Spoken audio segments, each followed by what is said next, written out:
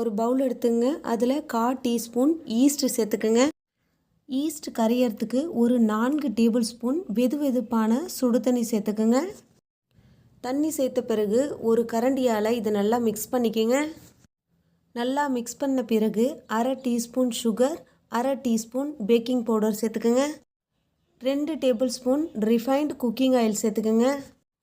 2 cup கோதுமை மாவு சேர்த்துக்குங்க. இதோடைய அளவு 250 கிராம். கோதுமை மாவை சேர்த்த பிறகு இதை நல்லா மிக்ஸ் பண்ணிக்கிங்க. நல்லா மிக்ஸ் பண்ண பிறகு கொஞ்சம் கொஞ்சமாக தண்ணி சேர்த்து நம்ம சப்பாத்தி மாவுக்கு எப்படி பிசையுமோ அதே பதத்துக்கு நல்லா பிசைஞ்சிக்கோங்க. மாவை 10 நிமிஷம் நல்லா சாஃப்டாக பிசைஞ்சிக்கோங்க. மாவு காயாமல் இருக்க மேலே கொஞ்சம் எண்ணெய் தடவி ஒரு துணியால் மூடி போட்டு 10 நிமிஷம் இதை வச்சுருங்க. இது போல் பீஸா பேஸ்ட் செஞ்ச பிறகு ஒரு ஃபோக் எடுத்து பீஸாவுடைய பேஸ்டில் இது போல் குத்திக்குங்க. இப்போ இதை பேக் பண்ணிக்கலாம். ஒரு பிளேட் எடுத்துங்க. அதில் பட்டர் அல்லது கீ அப்ளை பண்ணிக்கிங்க. பட்டரை அப்ளை பண்ண பிறகு ரெடி பண்ணி வச்சுருக்க பீஸா பேஸை அதில் வச்சுருங்க.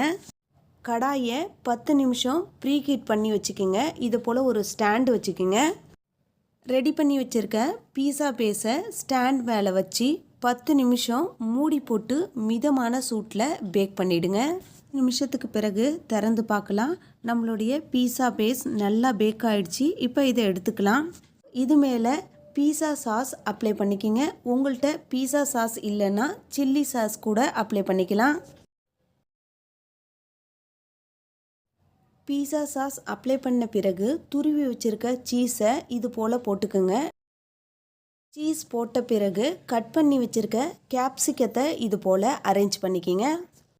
கட் பண்ணி வச்சுருக்க வெங்காயத்தையும் அதே போல் அரேஞ்ச் பண்ணிக்கிங்க. துருவி வச்சுருக்க சீஸை இது மேலே போட்டுக்குங்க. இது மேலே கொஞ்சம் சில்லி ஃப்ளாக்ஸ் போட்டுக்குங்க. பண்ணி வச்சுருக்க பீஸாவை ப்ரீஹீட் பண்ணி வச்சுருக்க கடாயில் வச்சு மிதமான சூட்டில் மூடி போட்டு 15 நிமிஷம் இதை பேக் பண்ணிக்கிங்க. 15 நிமிஷத்துக்கு அப்புறம் திறந்து பார்க்கலாம். நம்மளுடைய பீஸா நல்லா பேக் ஆகிருக்கு. உங்கள்கிட்ட பீஸா கட்டர் இருந்தால் கட் பண்ணிக்கிங்க. இல்லைன்னா கத்தியாலே கட் பண்ணிக்கிங்க. தேங்க்யூ ஃபார் வாட்சிங். நன்றி, வணக்கம்.